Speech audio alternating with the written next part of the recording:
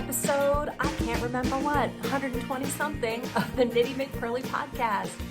I am your host, Devin AT. You can find me on the internet at KnittyMcPurly.com.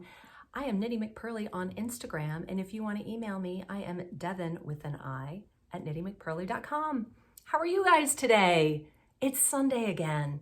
Doesn't last Sunday feel like it was a million years ago? A lot has happened in this past week, and some of it has been like, stop the world, I want to get off.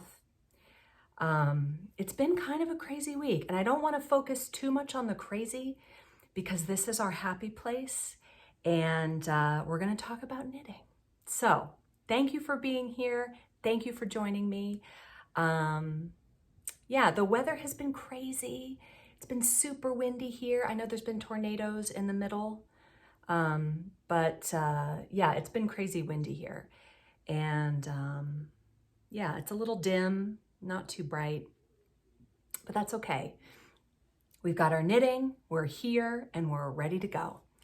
Oh, if you're new and you could subscribe, that would be amazing. Give the video a thumbs up. I would just love it. Thank you so much.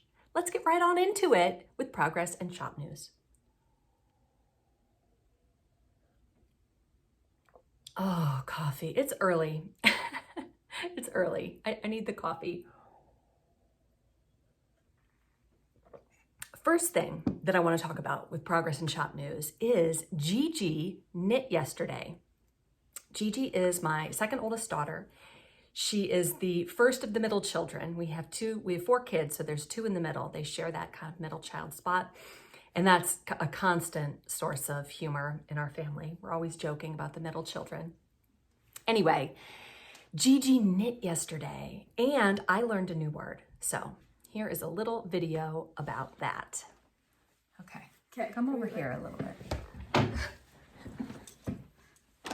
You're still too far over. Scooch it. There we go. All right, there we go. Now we're like sunk down in our little corner. Okay. Can I come out now? I've been here kind of a long time.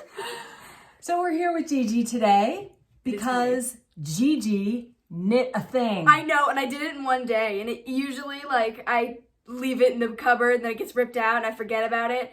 It doesn't get ripped out. It just sits there until you throw it away. Because I started, because I had this great inspiration, and then I don't get it done in one day, and then I don't care about it anymore. But this guy I finished. So let's see.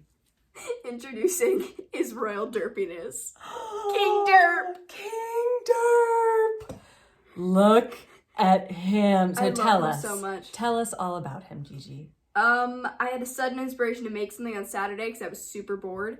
So I found a pattern on Etsy called Bunimals by Fuzzy Mitten. Fuzzy Mitten. I think. I'm pretty sure. We got it on Etsy. I'll put the link down below in case you want to make it, because there wasn't just a frog. There was all sorts of animals. Oh, yeah. Here, look. Okay. Is there a picture? There is a cat Bunimal.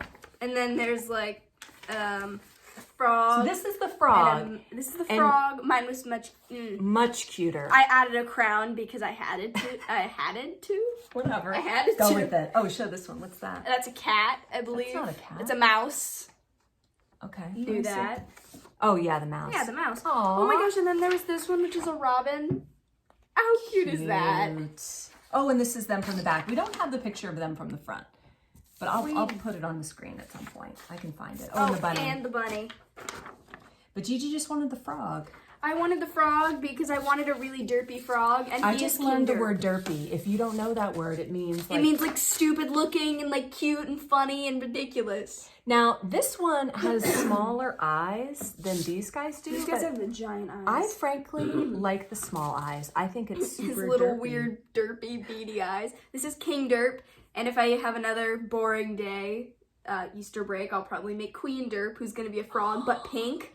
And I'm going to give her like a little flower instead of a crown. Maybe she could have a crown with a flower, because if she's a queen, she still needs a crown. King Derp. All right. You're like, you may leave now. Thanks, Gigi. You're welcome. Beat it. Does it ever happen to you in your life where you get made fun of for not knowing a word? Derpy was one of those words that I just had never heard before. And everybody in my family looked at me like, are you crazy? And this happens to me all the time, where I'll say something that, 20 years ago was like a totally legit thing to say. And then kids look at me like, I can't believe you just said that, because the meaning of the thing has totally changed. And I feel like I'm like 100 years old when I say that, but I'm 45. Like, I'm not 100, but yet I somehow still manage to not know a lot of things. Anyway, it was a big week for getting things done.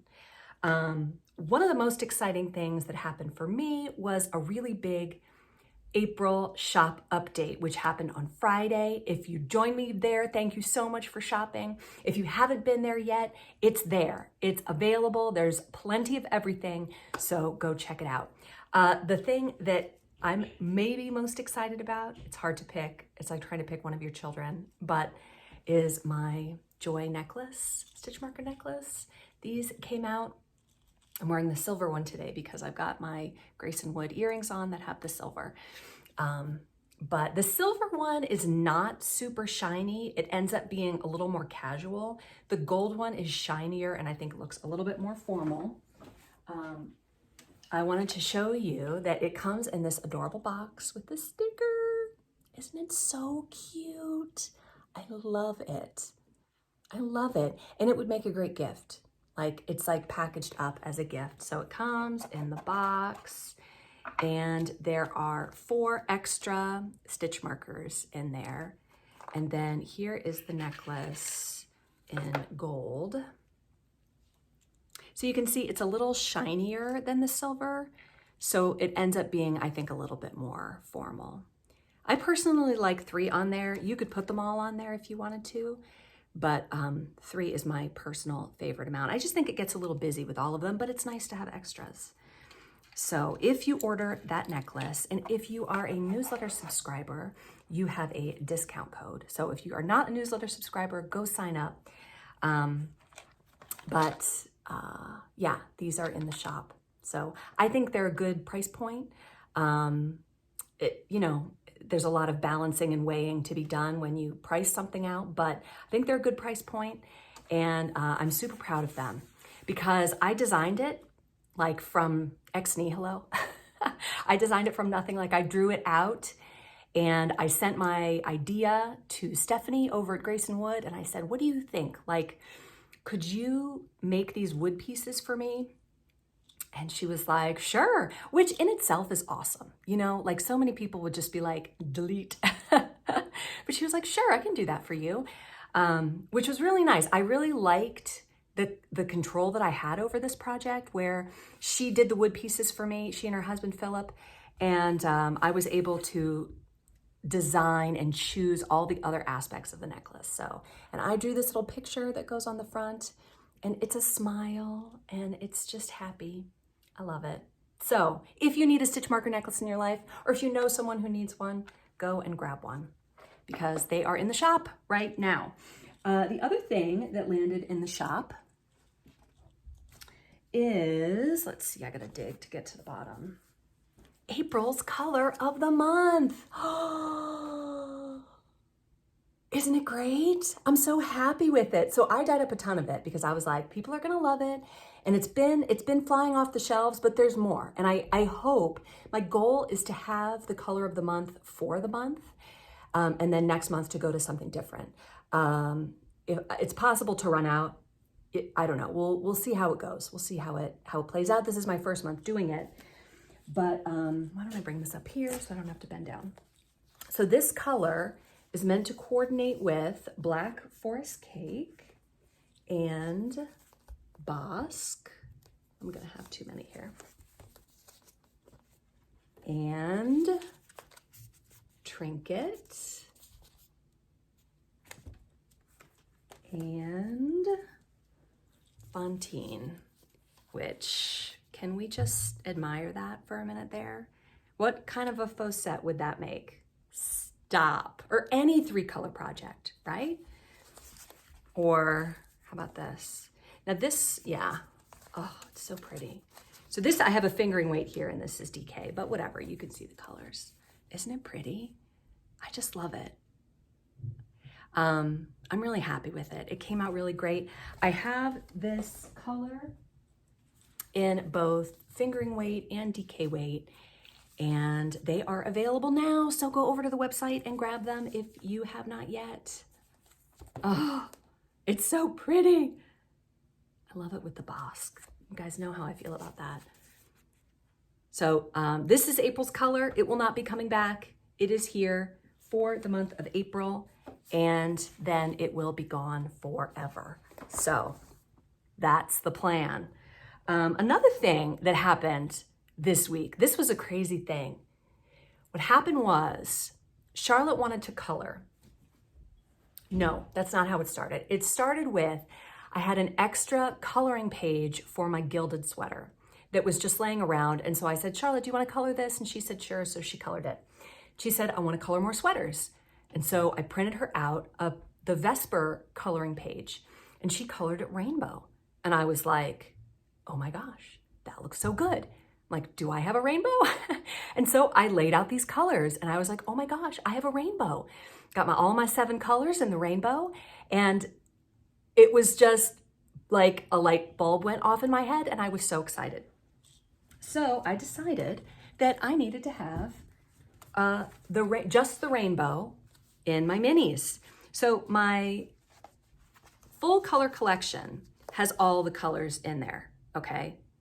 But just the rainbow has just the rainbow, and then just the neutrals has just the neutrals. And both of them have bosque. See how bosque is in both? So they both have 7. Oh, and fun fact, one lovely knitter messaged me and she said, why are your minis so cheap? And I was like, well, it worked out. Like I did the math, like how much, 10 grams costs, and this is 140 grams. And so I worked it out, and then I was like, oh, I made a mistake. So there is a temporary error in the cost of the minis. So go grab them before I change it, which I plan to do within the next couple days, but not right away, because I told you guys that's what it would cost in my newsletter. So that's what it costs for right now. But anyway, it's a good deal. If you want just the rainbow or just the neutrals, like I said, both of them have bosque. Now, frost is kind of it's more of I think of it as a white, and that's why it made the neutral category. But it could have gone into the rainbow too. That one was kind of and if you can't decide, just order the color collection. Do that. So anyway, lots of new things in the shop. It's very exciting for me because a lot of this has been in the works for months and months, and then it all comes out at one time, and it's very, very exciting. So go check out my website if you haven't been there recently, or if you have never been there, go check it out. Lots of yarn, necklaces, knitting patterns, accessories, and there's more stuff coming too. Like I have more stuff coming, but for now, that is where we are with that. So in terms of my progress, I thought I would just give you a little update.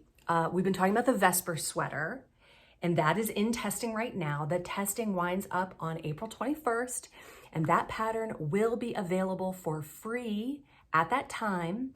I will also have a discount code for people who want to buy yarn from me for that sweater. I'll put that out to my newsletter subscribers. So if you're not subscribed to the newsletter, go to my website. The little box will pop up, put in your email there, and you'll be subscribed to the newsletter. If you close it by accident, you can click the little half circle at the top and still sign up there. But newsletter people always shop first. They have a discount code that they can use anytime that they shop for everything in the entire store. And if there's any special discounts or shop updates, newsletter people always get to go first. So go be one of those people if you don't mind me visiting your inbox a couple times a month. I don't send out too many newsletters. Let's see. So yeah, the Vesper sweater will be out April 21st. The Gilded Testnet is about to start on April 14th. And that we're working on that right now. And that will wind up, I think it's not May 14th because that's Mother's Day and Charlotte's first communion. So I was like, I can't do anything else that weekend. But I think it's the week after that is when the Gilded Test wraps up. And the sweater that's going to come out after that is the Diggory tee. Oh, I didn't wear it this time. I didn't wear it because it's cold out and it's kind of a lightweight t-shirt pattern. So I have one done that's basic. And I showed you, I started this last week and I just had like just the ribbing on there last week. But this week I'm quite a bit further. So this is my second Diggory tee and I am striping it. This is the color Fathom and Bougie. And the Fathom is in the Frankfurt fingering, which is like a hard wearing sock yarn. And the Bougie is in the Surrey silk. This is my very first time knitting with Surrey silk. It is amazing. It's the softest thing you've ever felt. I was talking with a lovely knitter at the retreat back in January, and she was telling me about it. And it was actually that conversation that led me to get Surrey silk in my shop, because she was just telling me about how soft it was and how it's just like air. It's warm, but it's not too hot. Like, it's just a wonderful... Why is it that every time I show anything, stitches come off the needles? I think because I'm not paying attention to my hands. That's why. So yeah, it's coming out really pretty. And I've got some ideas for ways of embellishing the Diggory tee. I have had some questions, and I get it. People want to cover up their upper arms. Yes, I live there too. I totally love the idea of upper arm coverage, and the Diggory tee is going to have options for that. So stay tuned. More on that will be coming as we go. But you guys know how I am. Like, I fly by the seat of my pants, like all the time, every day. It drives my husband absolutely insane. So this week, when I discovered the rainbow that was there all along and that I didn't even see in my own colors that I came up with out of my very own brain, I thought, I have to knit something rainbow. Like, what rainbow thing am I gonna knit? And so I was like, well, and somebody suggested to me a cardigan, like a striped cardigan, which I love that idea. I think that sounds amazing. But I thought, am I really gonna wear a rainbow cardigan? Maybe I would. Wouldn't it be amazing if it was all in Surrey silk, rainbow? Now I wanna do that. See, this is what happens. Drink some coffee, like that's gonna calm me down. So what I decided to do, because I've had in my mind the little monster that I showed a couple weeks ago with all the accessories, I had in my mind, and it wasn't just from that, like this has been percolating for a long time. I wanted to do a dinosaur, and I want him to have a lot of accessories, because I think the accessories are what makes the pattern so, so cute. And so I started the dinosaur. I'm using Warsaw worsted in the frost color, and I started on his little bottom, and I'm coming up to his neck. And this is as far as I am right now, and right now it just looks like a big potato, but it's going to look like a dinosaur, and he's gonna have a pointy tail and little spikes up his back, and he's gonna be extremely derpy. You know it. He's just gonna be so, so cute. He's gonna have little pink cheeks, and he's gonna have all sorts of accessories. And one of his accessories is going to be a rainbow cardigan or rainbow sweater, maybe a rainbow like blazer, like with the lapel kind of thing. But I love it. I love it. So that is where all of my rainbow vibes are going right now. Even though the idea of a rainbow sweater knit entirely in Surrey silk, striped rainbow, is like, I have to stop myself. Somebody knit it. Somebody knit it and send me a picture. That would be amazing. So it's been a lot of stuff. I'm kind of looking at all of this going, how did I do all this in a week? And really the way it happened is a lot of it was in the works for months and months, and then it just came to fruition this week. So, you know, this didn't all happen in 1 week. It happens like this where it'll be slow and slow and slow because it's all background stuff. And then all of a sudden everything drops and you're like, oh my gosh, how did that happen? So anyway, I'm wearing my Audrey sweater again today. This dress that I'm wearing underneath is a fringe dress. Fringe? Yeah, by Chalk and Notch, I think. I made this a while ago. And what the thing was, I had this beautiful fabric and I had this beautiful fabric, and I didn't have enough of it to make a whole dress. And so I put it together. And people kind of make, and when I say people, I mean my family. They kind of make fun of me when I wear this dress. So I put a sweater over it today. They make fun of me a lot. I'm in the brunt of the joke around here a lot. What's that about? All right, moving right along to the topic of the week. More coffee. That's clearly what's needed. I think it's time to switch to tea, actually. All right. So I talked a little bit about this last week, but it has arrived. I bought this book called Finishing School by Deborah Newton, a masterclass for knitters. Now, one of the things I mentioned last week is that this book is $40 on Amazon, but I got it for $9 plus shipping. So it was like $13, I think, from ABE Books. And this is the used version. Like, it looks perfect. It had a tiny rip right here, and I put some tape on it and felt great about it. So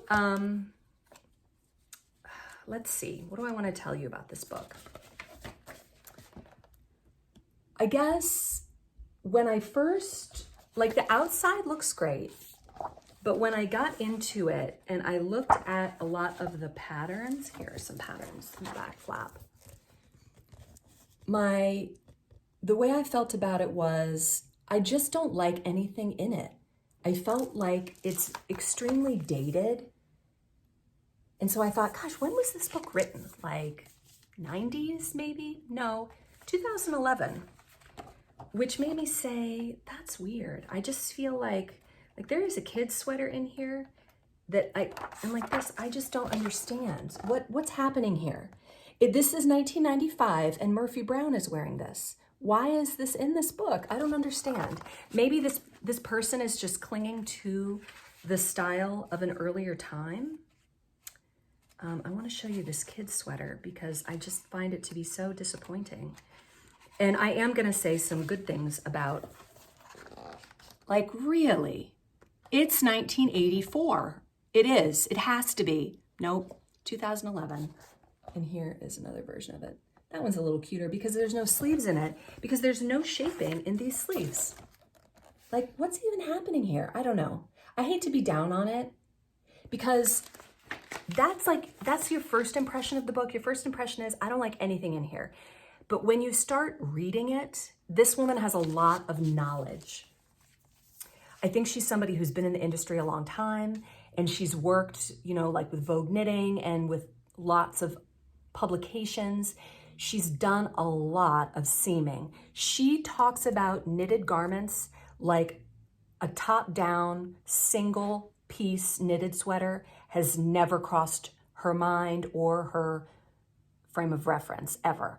Every single sweater she talks about has been knit in pieces. Like, she's like, oh, you can knit one half of you can knit the front of the cardigan like this and make sure it matches the left front. And I'm like, are you knitting a cardigan in like 10 pieces? Oh my gosh. And I know, I get it.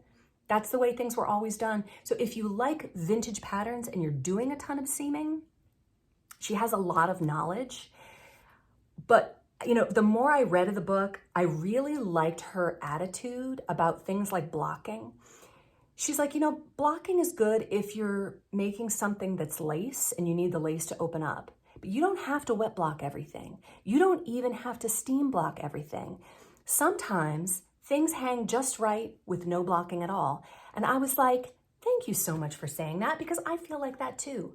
If I like the way it looks, I'm not going to block it. Or sometimes I'll just delicately steam block it, or delicately, put like a wet towel over it and then take it off, just to, give it a little bit of shape. She has an attitude of, do what works for you. Here are some tips, but don't take yourself too seriously. Don't stick to the rules like they're the most important thing that ever was. I like that. You guys know how I feel about that. So this morning I was looking at this, just thinking about what I wanted to talk about. And I came across this one part where she said, it says tutorial gauging your edgings. And she talks about how edgings can have a different gauge than the rest of the sweater. And this actually came up particularly with my Vesper sweater, because the gauge of the sweater is so much different from the gauge of the neckline, the cuffs, and the waistband. So as the designer of this sweater, I am using a different gauge for the neckline. I have the gauge for the sweater. And and I was kind of going back and forth with my testers on this. I'm like, what's the best way to present to the knitter that there are different gauges used here without them feeling like they have to swatch for all of them? You only have to swatch for the main sweater gauge. And so I ended up putting the note about the gauge in the schematic, because the neckline is knit, all the neckline, the cuff, and the waistband are knit in the smaller needle. And the neckline has the weight of the sweater on it. So it's going to be more open than the cuffs and the waistband. The cuffs and the waistband are a different gauge. And so it's calculated that way. So it's important to understand the calculations if that's your thing. Some people just want to go in and knit the pattern, never look at the schematic. And it's funny because Deborah Newton would frown at you if you did that. She's like, read the whole pattern, understand the schematic. Of course, she's knitting everything in pieces. So it's a little more important, under those circumstances, because you have to be sure that every piece is going to sew together properly. But if you're knitting something all in one piece and you just want to go in and knit it, you can totally do that. So, but it is an interesting topic because some sweaters, it's more important than others, whether or not the gauge is different, because it's going to be different if you're knitting, let's say, the body of the sweater in a US 3 and you're doing the waistband in a US 2, it's going to come in a little bit. And so you factor in a little bit, but there are some times where you really kind of want to know, like, especially if it's something that it's not tight in the Vesper, not anywhere near tight, but it's supposed to be kind of waist hip hugging so that it is kind of slimming in that area. And so you want to make sure that it's not going to be too big or too small. So that in this instance, it was important to understand the gauge differences. Did that help? I don't know if that helped or if it just made it more obscure. But the point, I guess, is it's okay to have a different gauge. It's important to note it in some designs, and in others, it's less important. So if you knit the Vesper sweater, it's going to be free. So I hope that you'll take a chance on it. You could knit it with scraps if you wanted to. But I would love to hear what people think about that extra gauge note in the schematic. And, if that's a good place for it or what the best way is to handle that. But yeah, the Vesper test has been really fun. One of the things that people have said is that, and this brings up another good point, what do I do if I get the stitch gauge, but I don't get the row gauge? 99 times out of 100, you're good. Stick with the stitch gauge. Stitch gauge wins over row gauge most of the time. And that's true too with the Vesper sweater. So many of my testers got the stitch gauge, but their row gauge is slightly different. So as they're working the increases, they get to the point where on the schematic, it's far enough, and they say, I'm just gonna go with it. I'm gonna separate for the sleeves, even though I haven't done all of the increases. And they have said that it's worked out great for them. So it's a very forgiving fit. And I think that's true of most knitting patterns. You can kind of decide, how do I want this to fit? Especially when it's top down, you can try that puppy on. I love a top down sweater for that reason. Here I am knitting the Diggory tee bottom up, but yeah, there's a lot to be said about a top down sweater. And, kudos to Deborah for all of her seaming. But I kind of feel like those days are past us. And you will talk to the person who loves the seams and they say the seams give structure and you have to have the seams. And I think that there's some wisdom to that. but you have to decide what works in the design and what works for you and what works for you in your knitting and in your closet, because those are two different things that kind of need to work together for your own personal knitting. So that was a lot of stuff. Anyway, this book is good. I would not pay $40 for it, but I feel like I got a good deal at $13 or whatever it was that I paid. She has a lot of good tips. If you do a lot of seaming, I recommend it. Otherwise, you could probably just let this one go by. Okay, let us move along to the comments section.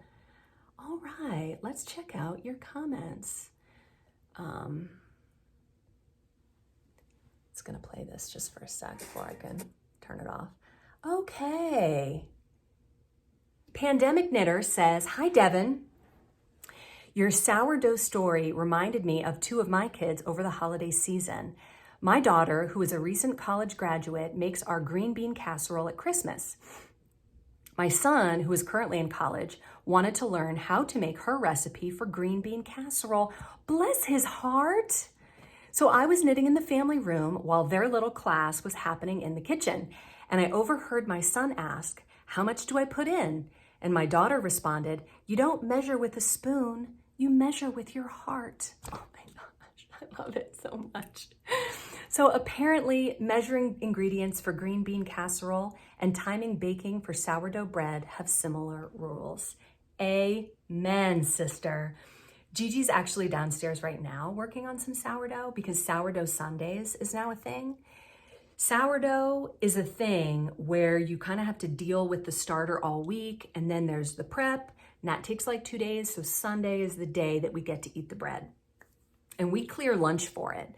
And I say this like this is happening, a million times. This is our second time this week, but we've cleared lunch because we're all just going to sit down with the hot bread and a tub of butter, and we're just going to eat the whole thing. Because even last week when it, didn't turn out, it was still amazing. So even failed bread is still hot bread from the oven, and it's good. Laundromat Girl, the one whose husband thought I said butthole instead of buttonhole, she says, "My husband and I laughed again about that. I just love your podcast. This and church really make my Sundays. Rules are meant to be broken is the take-home message, right? Yes, just kidding." Knitters are creatives, so we can bend and break rules to get beautiful, unique garments to wear. Really love your sweater, and you're tempting me into making one to wear with some of my sleeveless dresses. She was talking about my faux set, I think, that I had on last week. Those are perfect to hide my less than perfect arms this summer. Amen, sister. I totally get it. Think about poets. I always tell my kids who I'm teaching grammar, because I love grammar, ironically. I love grammar. I love the rules of grammar. I love sentence diagramming. And so they mostly hate it, but I'm like, you have to learn the rules so that you can break them. But look at poetry. Poetry is 10 times better. It's 100 times better than regular sentence diagramming, right? But you have to learn the rules before you can break them. And that's what poetry is. That's what poetic license is. I think we should call it knitter's license. Done. New word created. Knitter's license is where you know the rules, but you're going to do whatever you want anyway. Jen V said, Jen is the story who I read last week. "Devin, you flatter me too much," because I said she was 25. "I will celebrate my 43rd birthday soon. 2 of those children are now young adults living on their own, and one is a high schooler. Thank you for such an elegant sharing of mine and Annie's story. As far as making pattern adjustments, I rarely make the short row shaping in sweaters because I have learned they do not suit my body well. Labels are such a fun way to eliminate the front and back dilemma." So that's a good point. For a long time, I didn't include short row shaping in the necks of my sweaters because I didn't really want that in there, but I found that a lot of people did. So I started putting that in there, and it's easy to omit if you don't want to do it. But Jen is referencing the labels that I ordered for my Vesper sweater and my Diggory tee. Those have not come yet because it takes time to print and ship labels, but I cannot wait to show you those when they come. B. Naz says, "I cannot imagine not having my knitting friends. I forget how blessed I am until I hear of someone like you who says they have no in-person knitting friends. I have a circle of friends who meet at least once a week and knit, spin, tat, and crochet. Okay, topic for next week, we gotta talk about tatting because somebody told me it has something to do with lace. I still don't quite know what it is. Not all of us do all the things, but that doesn't matter. We love and support each other, and our friendship has grown beyond our crafting. We all live in Middle Tennessee, southeast of Nashville, friends. In case you're not friends with B, I know there's a lot of you in Tennessee. And most of us are transplants from elsewhere. We are a wide range of ages and have different skill levels. When one of our newer friends found us, her comment was, "I am so happy my tail is wagging." I wish everyone had a group that made their tail wag. I love it. I wish I had that. I have you guys though, and I feel like I'm pretty blessed to have you guys. And we all have each other, and the comment section and the retreats. This is a way for us to get together. It doesn't happen as often, but we have it. And that means a lot. It really means everything.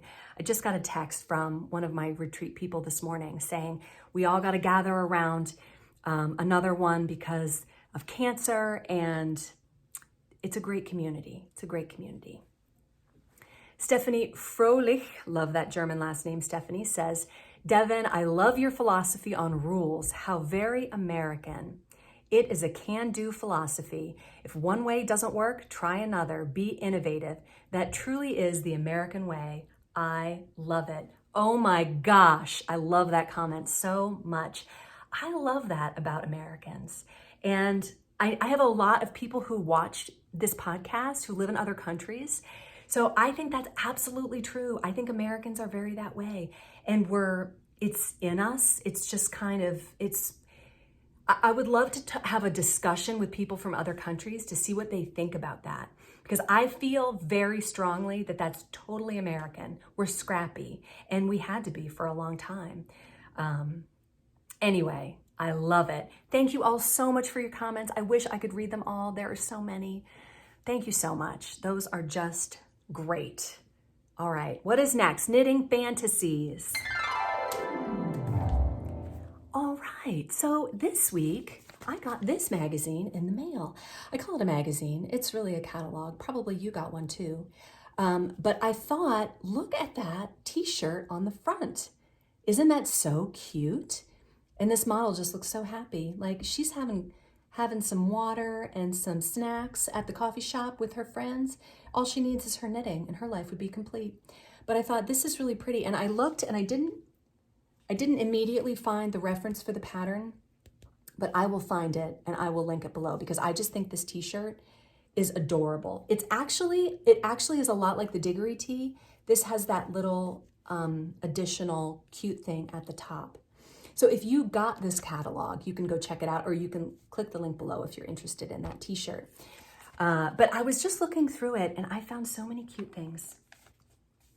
So it looks like Knit Picks is trying to sell these brights in these little mini skeins. I'm not sure exactly how much yarn it is. It's 250 grams, 10 skeins. So they're 25 grams each in there, but you could use any mini skeins you wanted. But look at these adorable, totally unnecessary things like these cupcakes and the whales and the little bears. Oh my gosh, Gigi would just die. My favorite is the sushi. Isn't that so cute? I love that we just knit everything.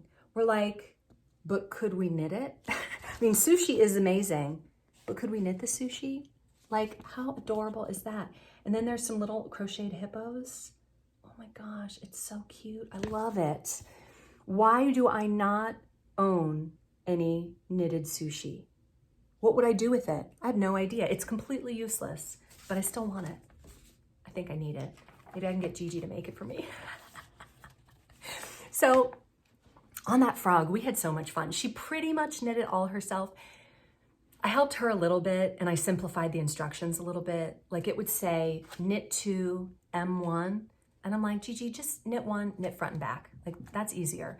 So I did that and I helped with the crown. I helped with the little points on the crown. And we blocked it really carefully to make it stand up, but so fun. The other thing I liked in here, what yarn is this? This is knit in twill, which is either fingering weight or worsted. Looks worsted, but like I said, you can't tell in the pattern. You can't tell in the picture. I just think that's really pretty. I really like the colors. This little girl is probably about Gigi's age. She's probably like 13-ish, 12. So I'm not sure if this is the smallest size of this pattern or if this is a children's size pattern. Really could go either way, but I just love it. I love the colors. I love her beautiful smile and the bow in her hair, and I just think that looks so good. But anyway, I thought the Knit Picks magazine had a lot to offer this time. I don't know how often these come out. Sometimes I just throw them away, but there's a lot of, and I feel like, weren't people against Knit Picks for a while?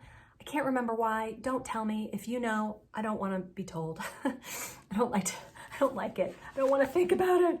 I love everyone all the time. But Knit Picks really has a lot of cute stuff. I am pretty sure that I invented the metal stitch marker. I don't remember ever seeing them before I had them, because I remember coming up with it. It was like one of those between waking and sleeping moments, and probably other people had them, but I feel like I came up with it and they copied. Probably not. But anyway, Knit Picks has a ton of cute stuff. Like there's pom-poms, buttons. It's kind of like they're trying to compete with the indie world, which I get because the indie world is amazing as a member of it. But there's just all this cute stuff in there. I like still supporting independent people. Even though Knit Picks is going to be cheaper, it's nice to support the independent community. Look, here it is. I'm talking too much. Moving right along to So Here's What Happened. I have a wonderful knitting story today from a podcast watcher named Megan. Hi, Megan. Thanks so much for your story. Before I get into this, if you have a knitting story that you would like to share with me, even if you're like, gosh, I don't even know if that's a story. Is it a story? It's a story. Send it to me. Take a video of yourself telling the story, type it out and send it to me. Do an audio recording, and I would love to play it. Would love it if you would send me a story, because it really stinks when I don't have one to share. So please send me your knitting story, Devin at KnittyMcPurly.com. Thank you. This is from Megan. She says, this is the story of how knitting brought two best friends back together. In August of 1997, I started college. So you are a year younger than me, Megan, because I started in August of 1996. It was a small college in rural Michigan. Eventually, everyone knew everyone on campus. My roommate introduced me on the first day to a girl she had gone to summer camp with for many summers. Since no one from my high school went to my college, I was open to meeting anyone and everyone. I needed friends. My roommate and I ate meals with her summer camp friend, and college life bustled along in the early weeks. As first roommates often go, mine actually kind of drove me nuts. Me too. My first college roommate was the worst. One weekend, she went home to visit, and the summer camp friend and I were left to hang out on our own. We loaded up our arms with junk food and really got to know each other. Don't you remember those days where you could just eat junk food and there were no consequences?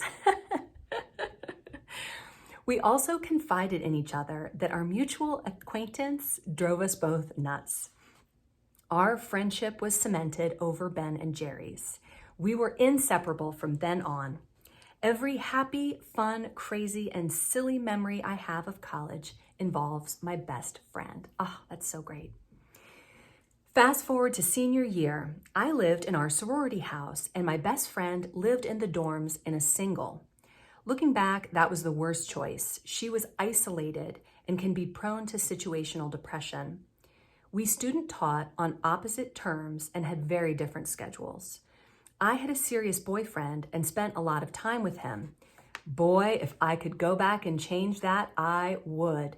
Amen. Me too. So little by little, we grew apart.